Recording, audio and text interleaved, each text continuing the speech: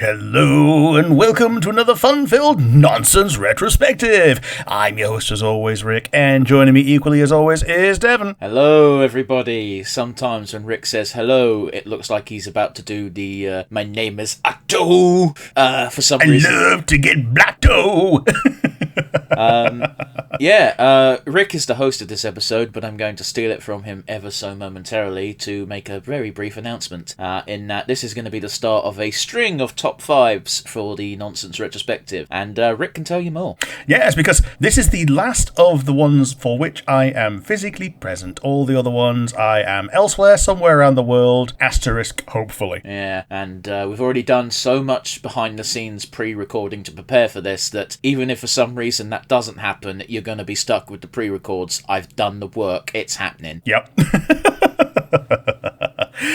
So, today's top 5 is the Vivziverse Hazbin Helluvaverse top 5 waifus. Yeah, I've got mine as Helluvaverse because I think it sounds better, despite the fact, I think, technically speaking, Hazbin Hotel has probably got more pomp and circumstance nowadays. I would say it has more production values, slightly. But yeah, that Vivziverse, Helluvaverse, Helluvaverse. Before we get into the top 5, do you have an honourable mention today? I do have an honourable mention, and she's on the honourable mention side of things for 2 reasons. 1, she's a cannibal, and that is a big downside because you just don't know. And 2, I haven't been spoilt on anything, but I've been told she's a major player in the new season that I haven't watched yet, and that she's not very nice. So I'm of course talking about Rosie. Yeah, she's a cool character. Like if you're into that aesthetic, neat. If you hanker for the 1920s, fantastic. She's a top tier representation of that aesthetic, plus some very sharp shark teeth. The biggest, she's eaten at least one of her former husbands. That's canon. Yeah. So it's one of those where I don't know if I'm willing to roll those dice. I don't know if I could live in Cannibal Town because I'm not. That stuff actually grosses me out quite a bit. But Rosie's so goddamn hot it almost balances out. Yeah, absolutely. How about you, Rick? Do you have an honourable mention today? Yeah, my honourable mention is Nifty. I love her so much, but she's very small and very stabby. She is stabby, but she's only stabby for a reason. And the actual biggest drawback, Rick, is I don't think you're a bad boy. And Nifty's bad. And going into full-on waterworks. Nah. Nifty, very fun, very cute. Would adopt, but that's the thing. She is a certified short stack though. She's like 22 or died when she was 22. Yeah. But yes, we're getting to our actual top 5. Who's your number 5? My number 5 is going to be a bit of a weird one because it's almost entirely based on aesthetic rather than personality. She might get a bit more screen time. I turned into fucking Roger Federer. That's not the name I'm looking for. Sean Connery. Sean Connery's your number 5. No. She doesn't get a lot of screen time in season 1, but she's incredibly important. I'm talking about Carmilla Carmine. Yeah. I mean, she gets a song. She does, and she gets to spar with Vaggie. She essentially gets 1.5 songs. She gets to show some respect in front of the V's, and she gets the Vaggie song "Out for Love." Yeah, she's cool. I don't remember her having a song other than the one with Vaggie. It's more of a Velvet song in season 1. Yeah, it's more of a it's a Velvet song because it's she opens it and then Velvet goes, "You got it twisted." She turns into fucking an Oliver Twist fucking orphan. What? Well, she is. You got it twisted. She doesn't sound like that. She does though. Oh, I don't think so. Oh no. As an aside, Velvet might have made it onto my list, but unfortunately, I believe she is 100% the lesbian. She's also a bastard-coated bastard with bastard filling. Listen, I haven't seen season 2, and I know the V's are a big part of season 2 because they're plastered all over the poster. In season 1, especially Velvet, she's just a bit of a... She's just a millennial glued to her phone. In season 1 at least, she's the least offensive of the V's, because Vox is a bastard antagonising Alastor. Valentino's the actual cunt. Yeah. We see a little bit more of her in season 2. I should hope so, as seeing you know. as again the As you V's know. seem to be the antagonists for the series again because they're on the poster or at least boxes very heavily. Yeah, and the wrap-up song of season 1 has the V's going, yeah, there's a power vacuum. V is for vacuum. Ha ha. Yeah, I don't understand their logic on that one, but they don't come across as the most intelligent of villains. No. In season 1, they feel very Team Rocket. Yeah, Team Rocket is like pretty much what they are when there's a bigger threat. Yeah. But yeah, Camilla Carmine, because Jesus Christ, look at them thighs. Yeah. And like It's how she kills an angel with this is dance technically kicks. true. Yeah. And she is so Latino. Yeah. Like, I'm not one of those guys, but I get it. Camilla Carmine, number 5, probably the person I have the least to say about because she kind of has the least screen time out of anyone on my list. Oh, actually, no, second most screen time because there's someone who's got less. Sure. Who's your number 5, Rick?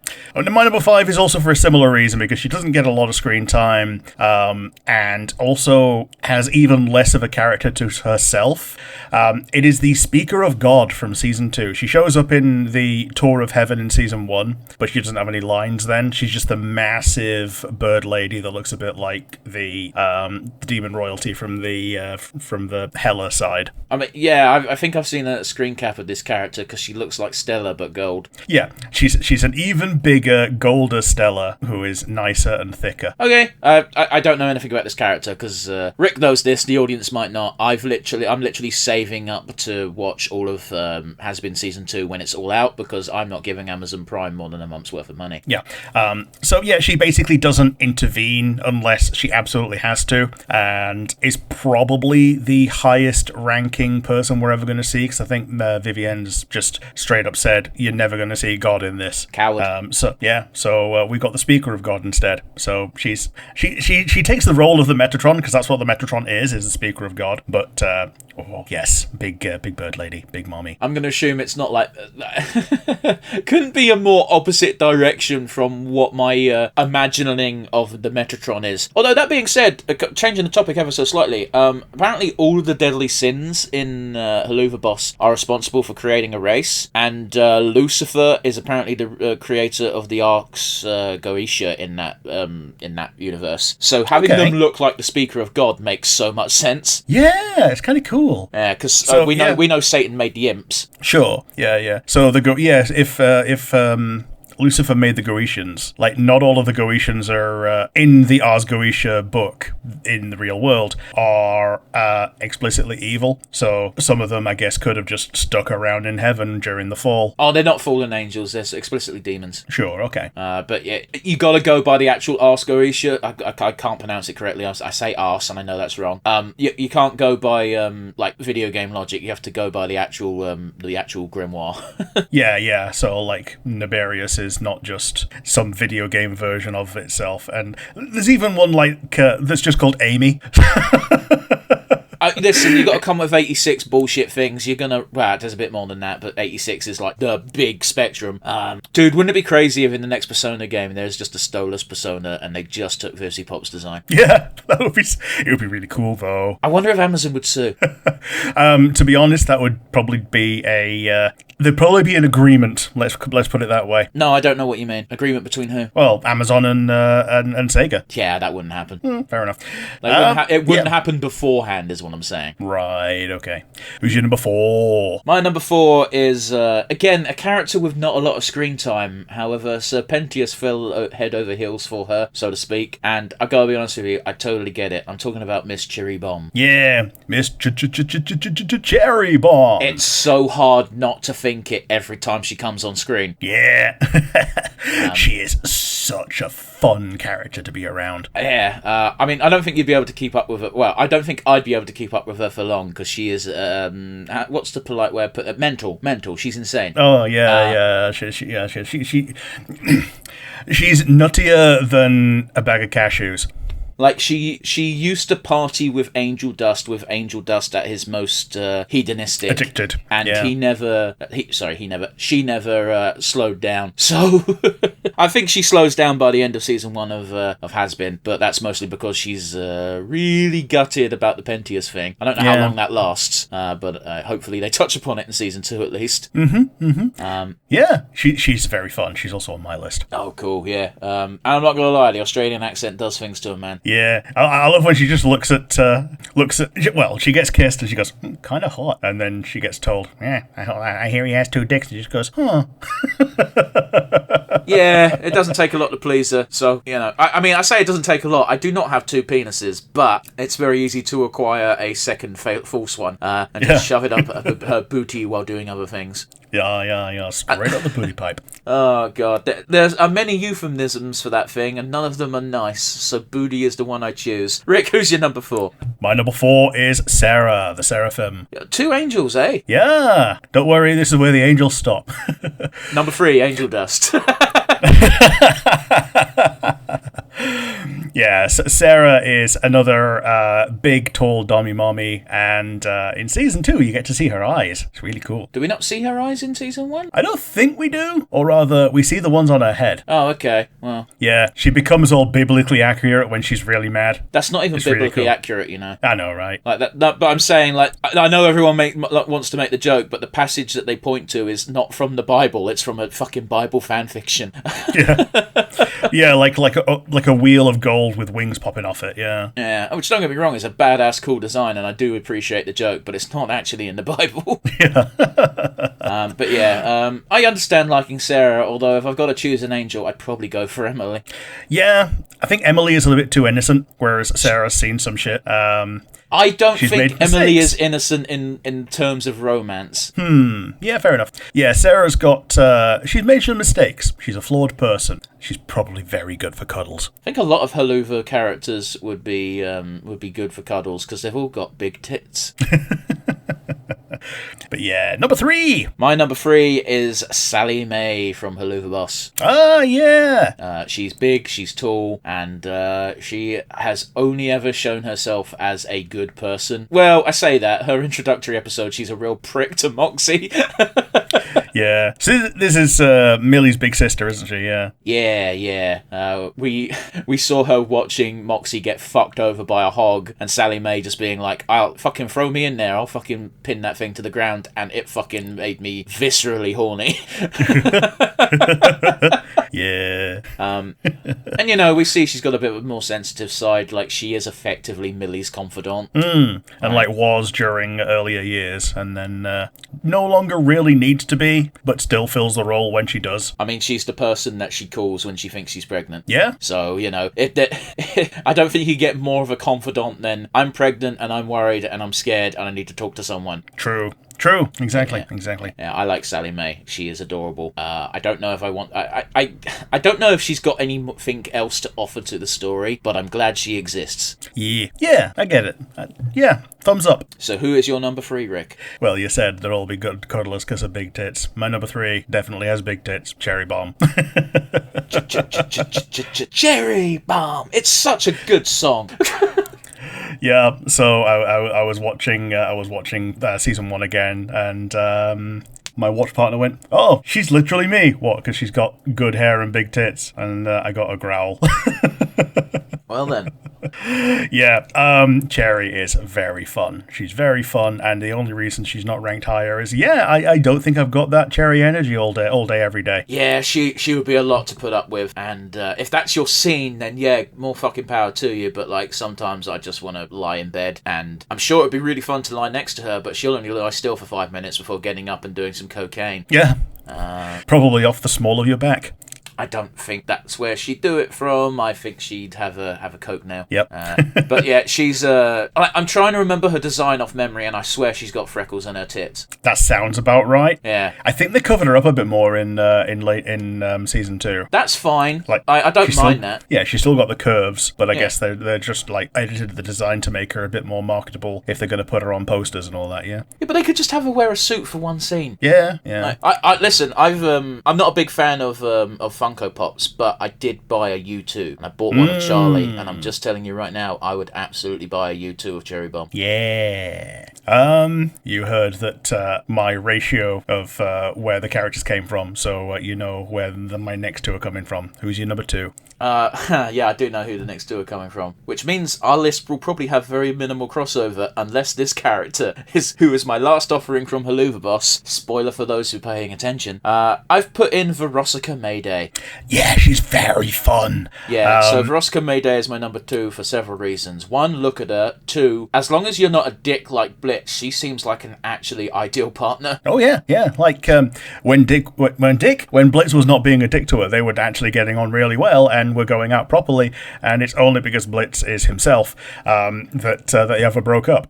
I mean, they showed us time and time again in Helluva Boss that Veronica Mayday has a massive heart and is very much a romantic and wants to be with someone. And us as Helluva Boss viewers know that Blitz is not that person ever. But the story of Helluva Boss is, and it's kind of a subplot at the moment, might be the main plot soon, I don't know, is Blitz learning to not be such a selfish dick in the bedroom? Not even in the bedroom, in the romantic sense. In a partnership, yeah. Like, he wasn't that person. He might be growing into that person. Yeah, although a lot of what he's got is a big old chip on his shoulder because he's an imp and he was dating the succubus. He's dating a Ascarisha. Yeah. Like he's always punching up, romantically at least.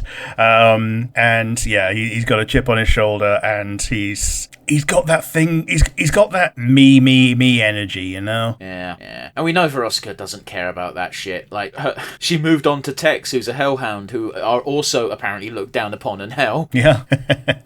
Although Tex has got the added benefit of also having gainful employment. Yeah. True. This is true. But yeah, I like Veronica a lot. She's a succubus. You know she can fucking do things in the bedroom. You know she's into some kinky shit. She is a very attractive character design. And yeah, she's got a massive heart, which, you know, she might have to see a doctor about one day. That's the joke I'm using, and I'm sticking to it. When your heart grows 3 sizes, maybe go see the doctor, yeah. Yeah, I like Veronica a lot. I think she's a strong contender. However, she doesn't hold a candle my number 1, and we'll get there. Who's your number 2? My number 2 is Luna. Oh, of course it is, you fucking furry. The benefit of Luna. Yeah, the benefit of Luna over Cherry Bomb. They both got very good hair. They're both wild. Luna doesn't always have to be wild. She can calm down and stop. And you also get a free bonus goth. I don't know, man. I don't think Luna's actually wild. I think Luna's wildness is a persona she puts on. Yeah, it's a front to get people to leave her alone. A lot like many actual canines. I don't think you know anything about dogs. When a dog is threatened. Okay, the dog shouldn't be threatened. Okay, but when it feels threatened. You're saying when it feels threatened, but you have to be threatening for that. Yeah, but some dogs are idiots and will feel threatened when something is, like a vacuum cleaner. That's got nothing to do with people. Yeah, but Luna has her snarl persona for when she feels threatened, which is a lot of the time when she doesn't feel in control. I dig it. I also dig the hugging her knees and making herself look small times. That's also good for cuddles. Just generally very attractive character design, as you can tell from the number of entries on E621. E621? Yeah, it's Rule 34 for furries. How about you? Oh, okay. Who's your number 1? No, we're not moving on from that. You have it memorised, and it's not fur affinity. It's more like Dan Boru for furries. Right, okay. Explain to the audience what that is. It's, Dan Boru, Gel Boru, they're image searching sites where people upload images that they find and tag them. Mm-hmm. It's an online gallery for furry porn. I'm not judging. Yeah. I'm just a bit... I didn't expect you to have like a website memorised for just like, yep, if you want to find Luna porn, go to E621 or whatever the fuck. That sounds like a type of medication as well, which doesn't help. It does. It sounds like something you don't want added to your Smarties. Yeah, we can't have the blue ones no more. They've got E621 in them. Yeah.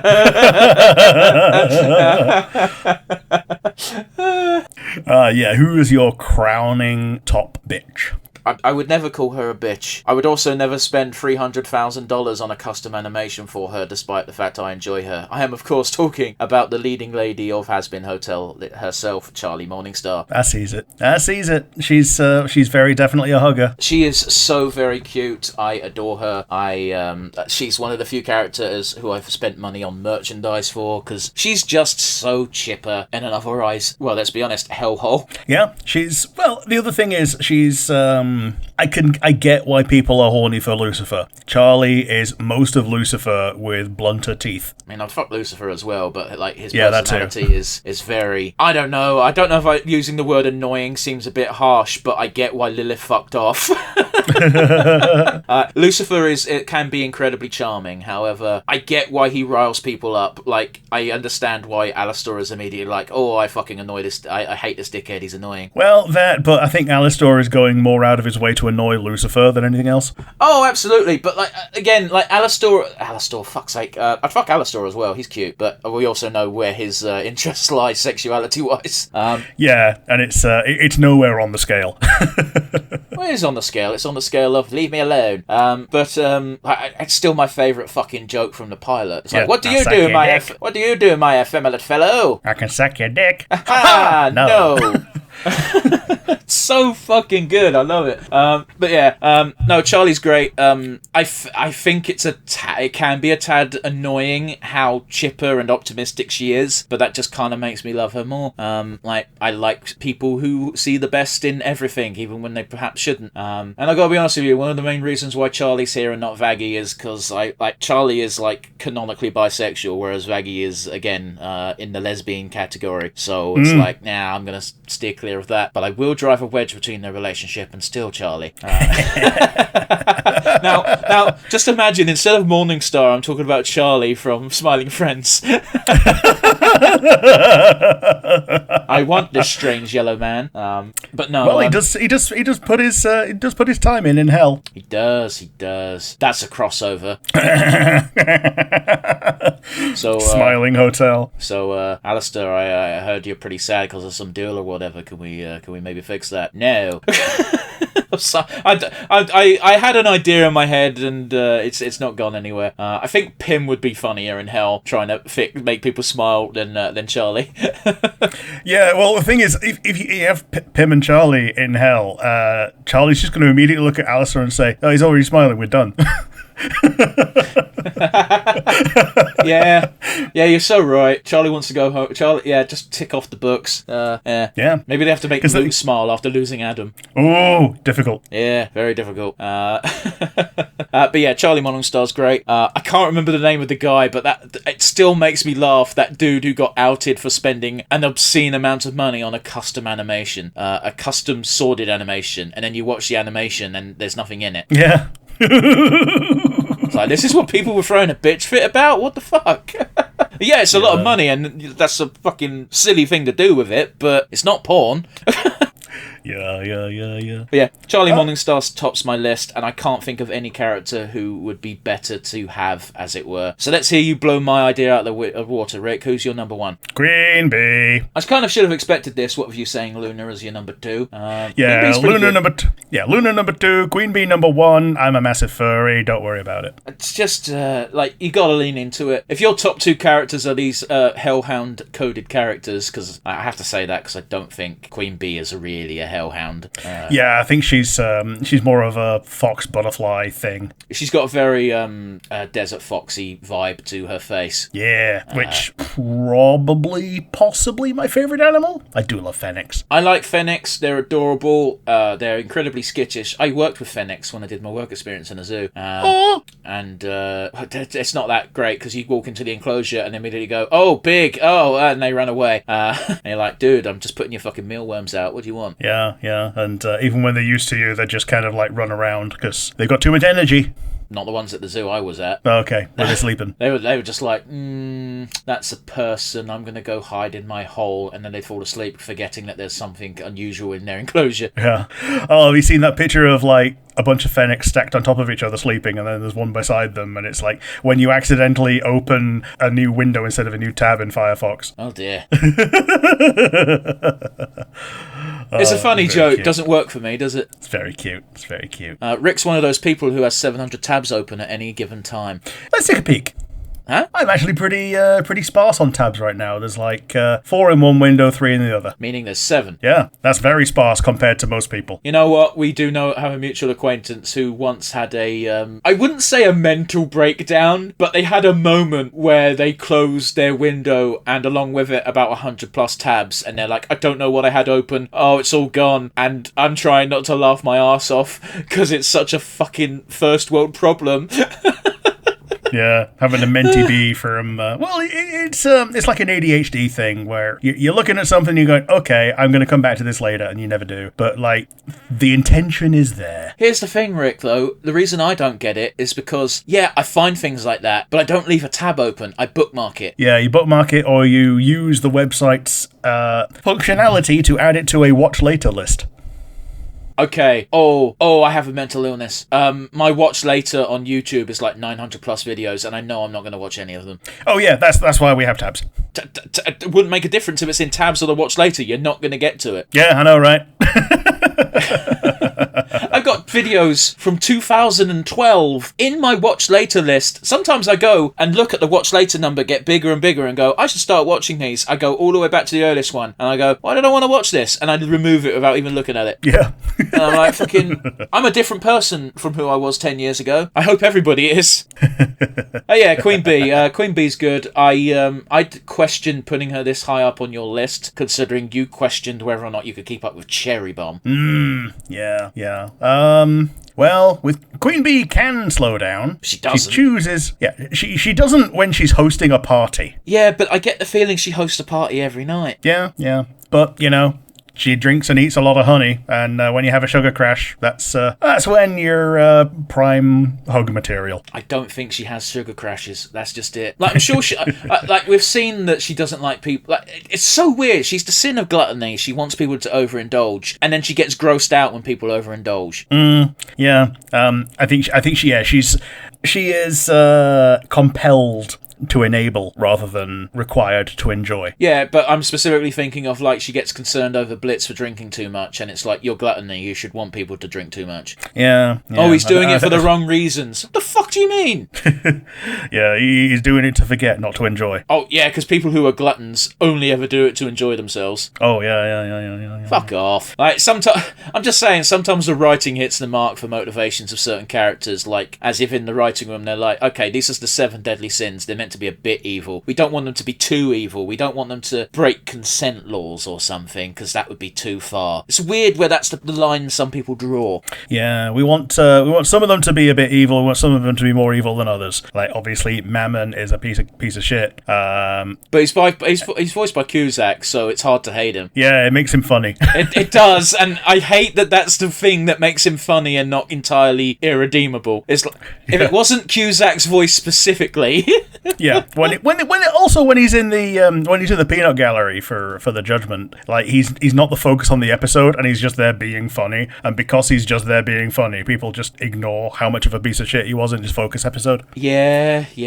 I have seen a background shot. I don't know what episode it's in, but it's from season 2. A background shot of a Lucifer scene where apparently there's just a stack of gifts from the other sins are begging Lucifer to join court again because they're sick of Satan, and one of the gifts is just a big old stack of cash, and on it is written, "Dear Lucifer, this is a bribe, Mammon."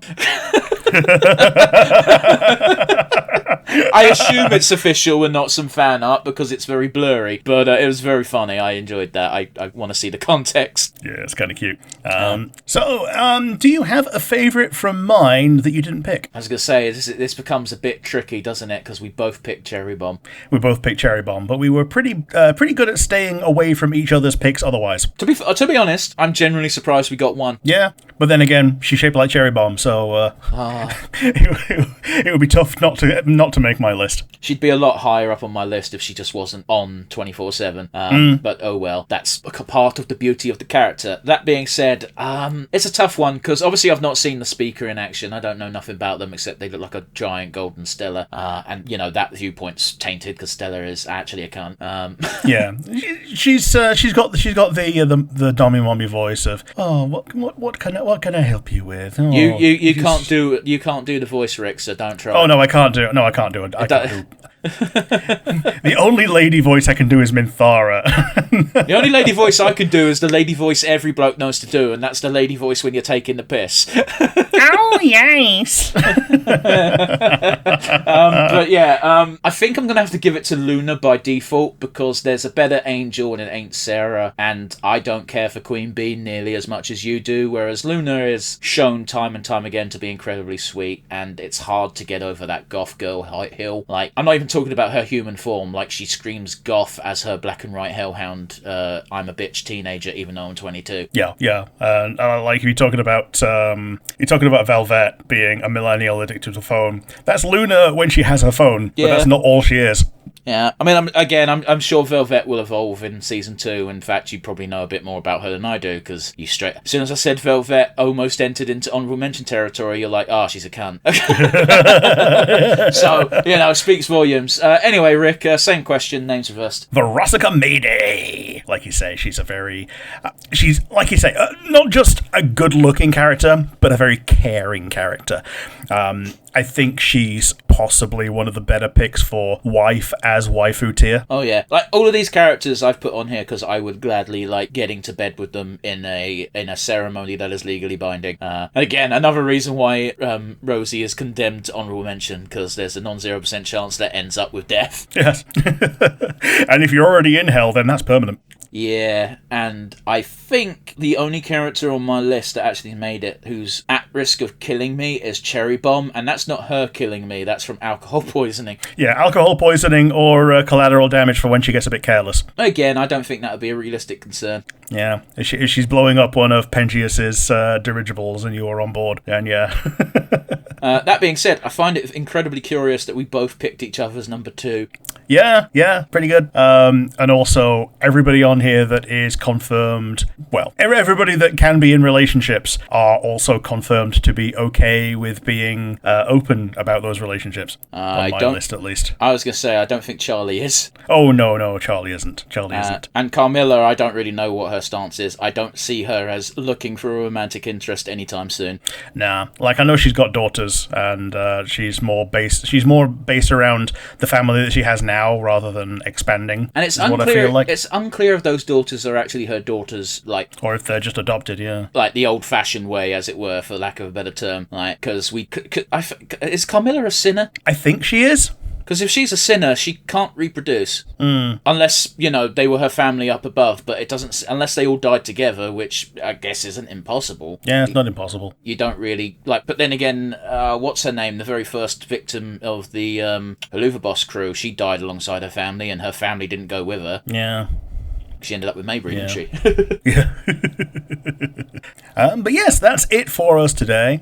If you have any thoughts about these, anyone that we missed, anyone that's a sleeper hit, maybe from the back end of season 2, but if they are in the back end of season 2, wait until at least a month or 2 has passed, maybe, or before we don't get too many spoilers. Yeah, you got the comment section down below on YouTube, and if you don't have the comment section, you've got the email, which will go to nonsensereviewuk@gmail.com. Absolutely let us know if you agreed or disagreed with anyone on our list. Is there someone one of us said and you're just like, that's crazy? Yeah, and I fully accept that picking Cherry Bomb is crazy for both of us.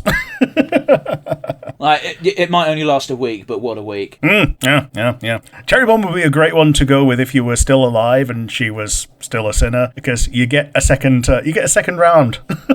Once you're dead. We don't know what she was like when she was alive. We don't know what her sin was or anything. Yeah, fair enough. Unless, of course, that is a plot point in season 2, which is possible. I don't know. Not in the first 3 episodes. Well, there you go. Yeah. That's what I was fishing for. Yeah. I've watched 3. 4 was out when I watched the 3. At time of recording, 6 are out, and there's 2 more to go. By the time this episode comes out, all 8 will be out, and I probably would have binged it. Yeah. So, yeah, that's something. That being said, we're at the end of the episode, and just a reminder, in case you forgot, this is basically the start of a string of top 5s, because Rick, we've pre-recorded them. We don't know if Rick's out of the country or not. We're hoping he is. Yeah, I'm hoping to be out of the country. And usually we'd say see you next week, but you'll hear us, but we won't talk to you. You're going to hear us, quote-unquote, live again pretty much in the new year. Yep. Obviously, we'll keep on top of the comments, we'll keep on top of the emails, but we won't be responding to them until the new year. What's all this wee shit? Well, I'll still keep looking at the comments. Okay. Bye, You'll probably be on holiday, Rick, so I'm hoping you don't. I've got a phone. We're going to get a login. I'm going to get an email from YouTube saying there was an attempted login on your YouTube account in Australia. And I'm like, who the fuck? Why? Delete. No, don't allow. Yeah, you're saying that as if I'm not already logged in. Oh, I don't know how the internet works. Anyway, yeah, as Rick was saying earlier, but I cut him off. We'll see you when we see you. We'll see you probably next year.